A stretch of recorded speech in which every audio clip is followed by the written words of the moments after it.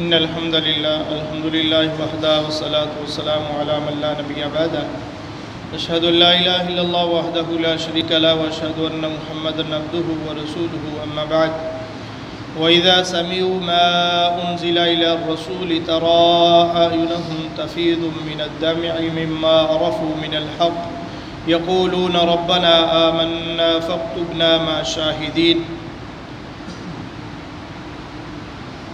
اور جب وہ سنتے ہیں جو رسول کی طرف نازل ہوا ہے، آپ دیکھتے ہیں کہ ان کی آنکھوں سے آنسو بہہ نکلتے ہیں جو انہوں نے حق کو پہچانا ہے، اور وہ کہتے ہیں کہ اے ہمارے رب،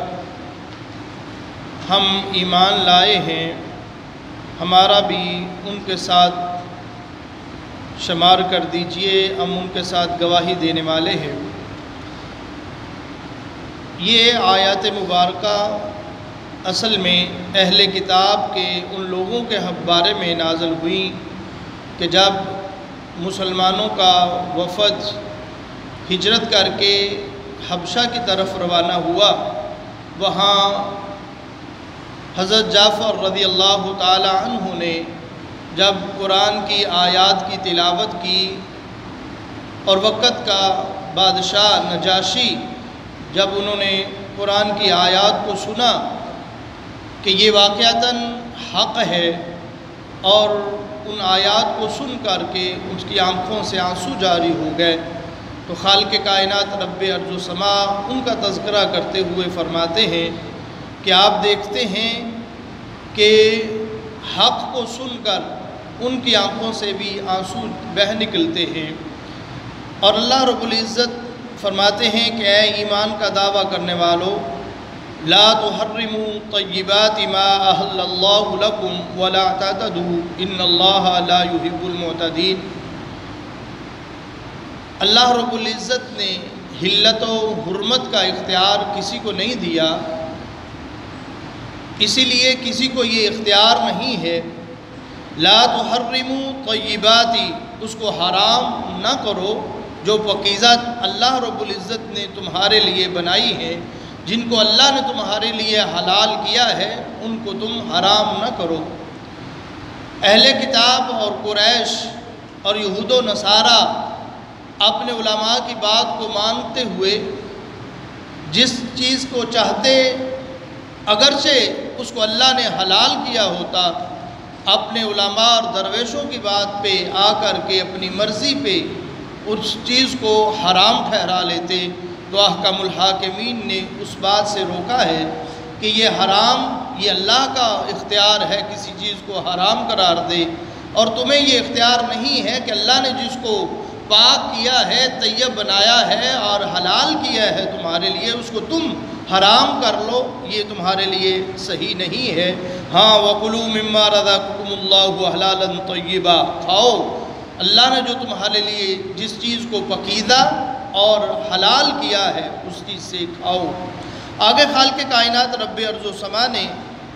قسم کا تذکرہ کیا ہے کہ لا یؤاخذکم اللہ باللغو فی ایمانکم، اللہ تعالیٰ تمہاری قسموں جو لغو قسمیں ہیں اس پہ مواخذہ نہیں کرتے۔ ہاں مواخذہ جو ہوتا ہے وَلَٰكِن يُؤَاخِذُكُم بِمَا عَقَدتُّمُ الْأَيْمَانَ، جو تم پختہ عزم کے ساتھ قسمیں اٹھاتے ہو ان پہ مواخذہ ہے۔ قسم کے اعتبار سے اس کی تین قسمیں ہیں۔ ایک قسم تو وہ لغو قسم ہے جو ہم باتوں باتوں میں قسمیں اٹھاتے رہتے ہیں، چھوٹی چھوٹی بات میں ہم قسم اٹھا لیتے ہیں، بلکہ بعض ایسے عادت ہوتی ہے ہر بات میں قسم اٹھا لیتے ہیں، معمولی سی بات ہوتی ہے وہ قسم اٹھا لیتے ہیں، حالانکہ وہ ارادتاً اور نیتاً وہ قسم نہیں اٹھاتے۔ ایسی قسم لا یؤاخذکم اللہ باللغو، یہ لغو قسم ہے، اس کی کوئی حقیقت نہیں ہے، اس پہ اللہ مواخذہ نہیں کرتا۔ اور دوسری قسم یہ ہے جس کو غموس کہا جاتا ہے، یہ وہ قسم ہے کہ جب کسی کو دھوکہ دیا جاتا ہے اور دھوکہ دے کر کسی کے ساتھ قسم اٹھا کر اور اس قسم کی بنیاد پہ کسی کو دھوکے میں لایا جاتا ہے، تو یہ گناہ کبیرہ گناہ ہے، یہ بہت بڑا جرم ہے۔ اور تیسری قسم وہ ہے موقدہ، جو عزم کے ساتھ اپنی بات کو تاکید کرتے ہوئے، اپنی بات میں وزن پیدا کرتے ہوئے، اپنی بات کو مزید پختہ کرتے ہوئے انسان قسم اٹھاتا ہے اور ارادتاً نیتاً یہ قسم اٹھاتا ہے، تو خالق کائنات رب ارض و سما فرماتے ہیں اس پر پھر تمہارا مواخذہ ہے۔ اگر اس کو کوئی توڑتا ہے فکفارتہ، پھر اس کا کفارہ ہے کہ وہ 10 مسکینوں کو کھانا کھلائے، یا پھر ان کو لباس پہنائے، یا پھر ایک گردن کو آزاد کرے۔ اگر ان تینوں میں سے کوئی کام نہیں کر سکتے فَمَن لَّمْ يَجِدْ فَصِيَامُ ثَلَاثَةِ أَيَّامٍ، اگر یہ تینوں میں طاقت نہیں ہے، استطاعت نہیں ہے، پھر اس قسم کا کفارہ یہ ہے کہ تم 3 دنوں کے روزے رکھو۔ یہ وہ کفارہ ہے جو تم سے غلطی ہوئی ہے، تم نے قسم عزم کے ساتھ اور بالضبط اور یقین کے ساتھ قسم کھائی ہے اور اس کو پورا نہیں کیا، تو اس کا کفارہ اللہ احکم الحاکمین بیان فرما رہے ہیں۔ اللہ احکم الحاکمین فرماتے ہیں یا ایھا الذین آمنوا، اے ایمان کا دعویٰ کرنے والو، انما الخمر والمیسر والانصاب والازلام رجس من عمل الشیطان فاجتنبوہ لعلکم تفلحون۔ اے ایمان کا دعویٰ کرنے والو، شراب، جوئے سے بچ جاؤ، اور جو قسمت آزمائی کے لیے تم تیر نکالتے ہو، ان چیزوں سے، فعالوں سے اپنے آپ کو محفوظ کر لو، اس لیے کہ رجسن،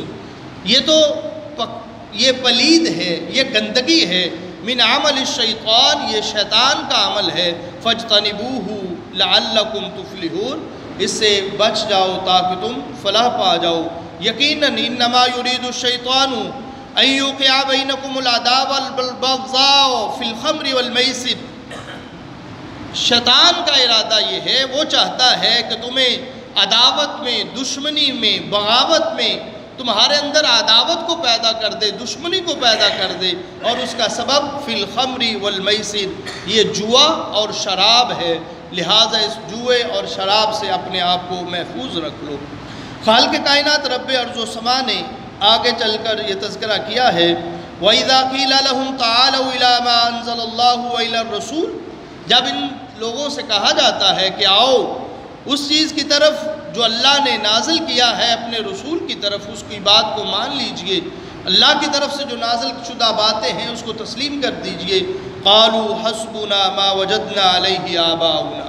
آگے سے یہ جواب دیتے ہیں ہمارے لیے وہی کافی ہے جس پہ ہم نے اپنے آباء و اجداد کو پایا ہے، ہم تو بس وہی کریں گے جو ہمارے وڈیرے کرتے آئے ہیں، آباء و اجداد کرتے آئے ہیں۔ أَوَلَوْ كَانَ آبَاؤُهُمْ لَا يَعْلَمُونَ شَيْئًا وَلَا يَهْتَدُونَ، اگرچہ ان کے وڈیرے جو ہیں، ان کے آباء و اجداد ہیں، نہ اس چیزی کو جانتے ہوں گے، نہ ہی وہ ہدایت پر ہیں،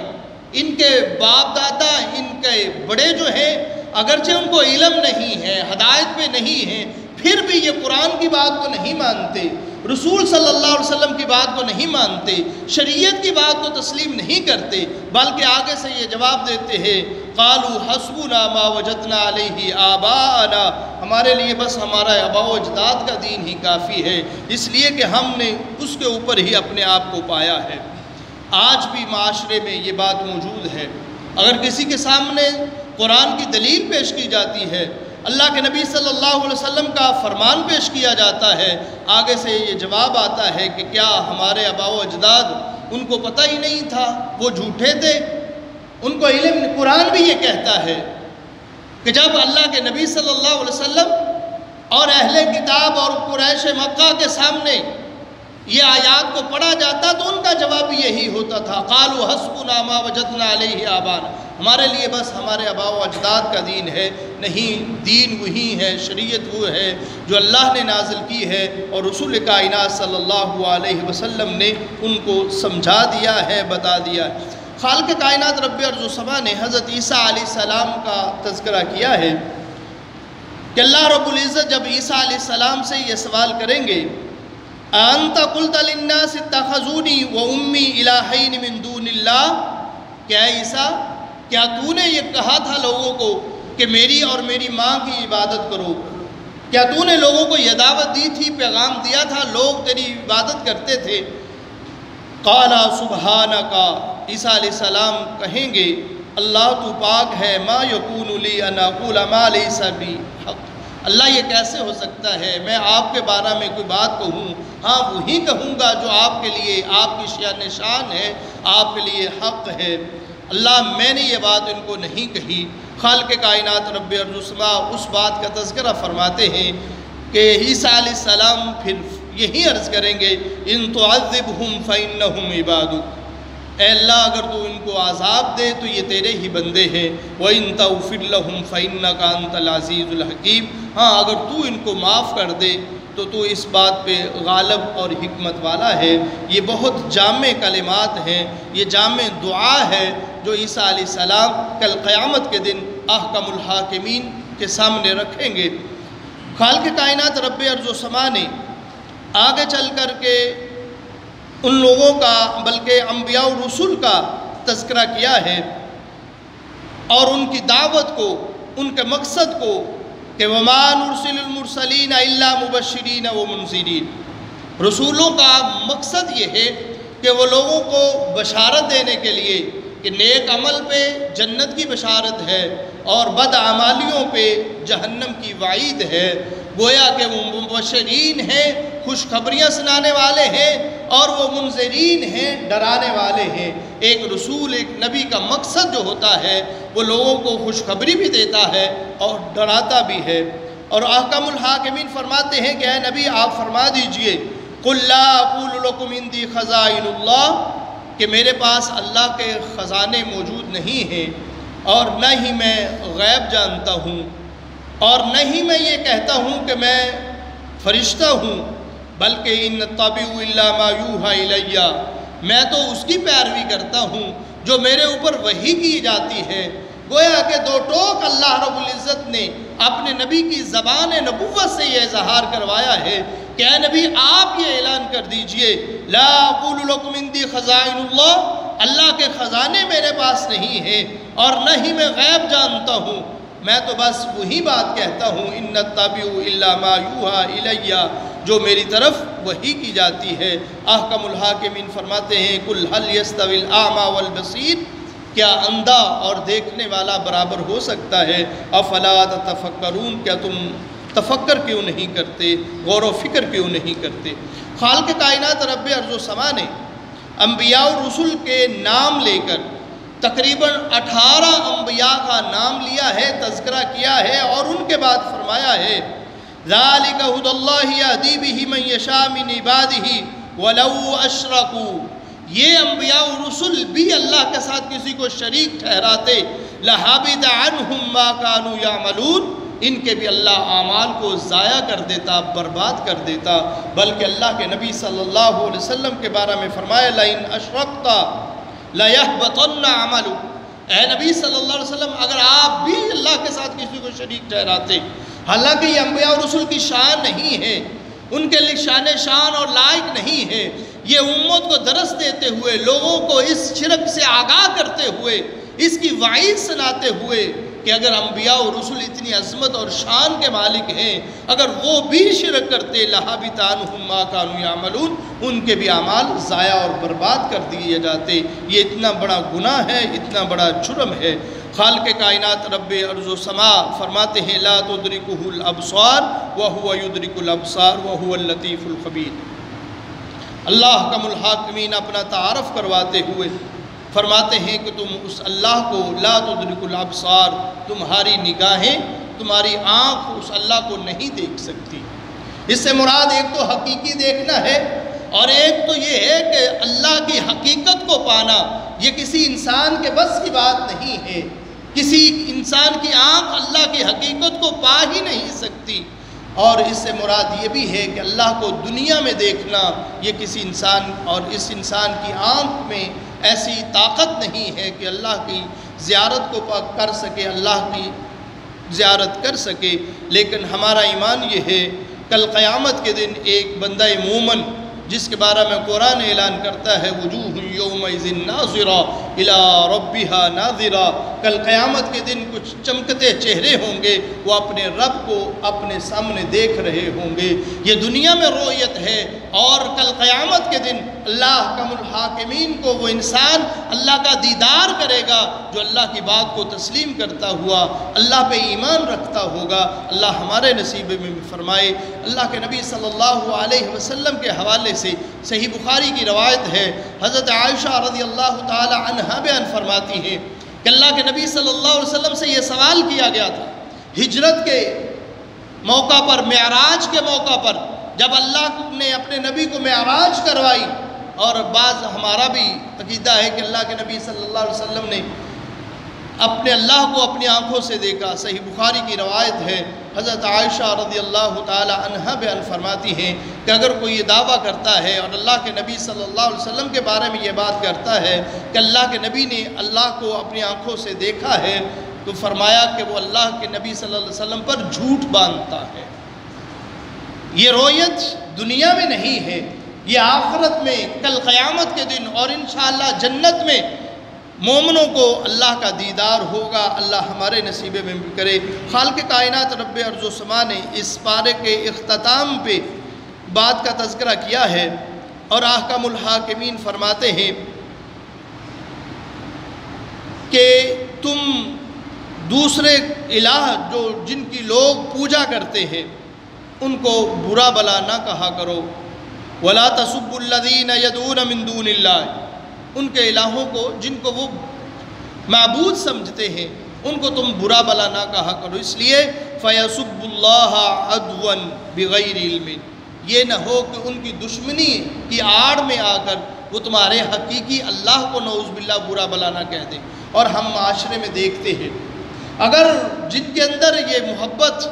اور ان کا عقیدہ نعوذ باللہ یہ بن چکا ہے کہ اللہ کے علاوہ کوئی اور بھی حاجتیں پوری کرنے والا ہے، اللہ کے علاوہ کوئی اور بھی دینے والا ہے، اگر ان کے بارے میں یہ کہا جائے کہ نہیں دیکھیے یہ تو مردہ ہیں، یہ حاجت روا اور مشکل کشا نہیں ہو سکتے، یہ کچھ بگڑی بنانے والے نہیں ہیں، دینے والے نہیں ہیں، لیکن ان کے بارے میں اگر کہا جاتا ہے تو وہ مشرکین جن کے دلوں میں ان کی محبت ہوتی ہے نعوذ باللہ، حالانکہ ایسی ہونی نہیں چاہیے، اللہ کے عقیدہ ہونا نہیں چاہیے،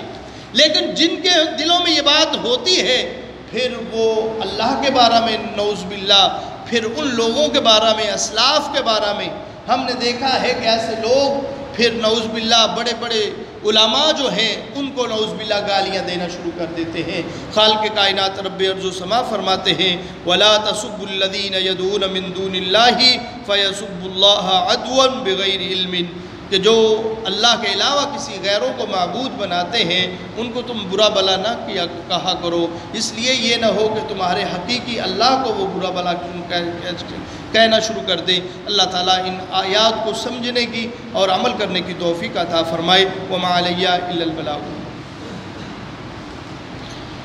یا رب الحمد کما ينبغي لجلال وجهك ولعظیم سلطانك وإلهكم إله واحد لا إله إلا هو الرحمن الرحيم۔ اللهم صل على محمد وعلى آل محمد وبارك وسلم وصلي عليه۔ ربنا آتنا في الدنيا حسنة وفي الآخرة حسنة وقنا عذاب النار۔ ربنا ظلمنا أنفسنا وإن لم تغفر لنا وترحمنا لنكونن من الخاسرين۔ یا اللہ ہمارے حال پہ رحم فرما، یا اللہ یا رحمان یا حی یا قیوم برحمتک نستغیث۔ اللہ ہمارے بیماروں کو شفاء کاملہ عاجلہ عطا فرما۔ یا اللہ ہمارے جو بھائی پریشان ہیں، اللہ ہماری بہنیں پریشان ہیں، اللہ ان کی پریشانی دور فرما۔ اللہ ہمارے گھروں میں خیر و عافیت فرما، اللہ ہمارے گھروں میں اللہ خیر و عافیت فرما۔ یا اللہ ہماری پریشانی کو دور فرما۔ یا اللہ اس وبا سے، اللہ اس آفت سے اللہ ہمیں محفوظ فرما۔ اللہ عالم اسلام کو محفوظ فرما۔ اللہ ملک پاکستان کی حفاظت فرما۔ اللہ ملک پاکستان کی حفاظت فرما۔ اللہ امن اور سکون کا گہوارہ بنا۔ ربنا تقبل منا انک انت السمیع العلیم وتب علینا انک انت التواب الرحیم۔ وصلی اللہ تعالی علی خیر خلق محمد وآلہ وصحابہ واہل بیت اجمعین برحمتک یا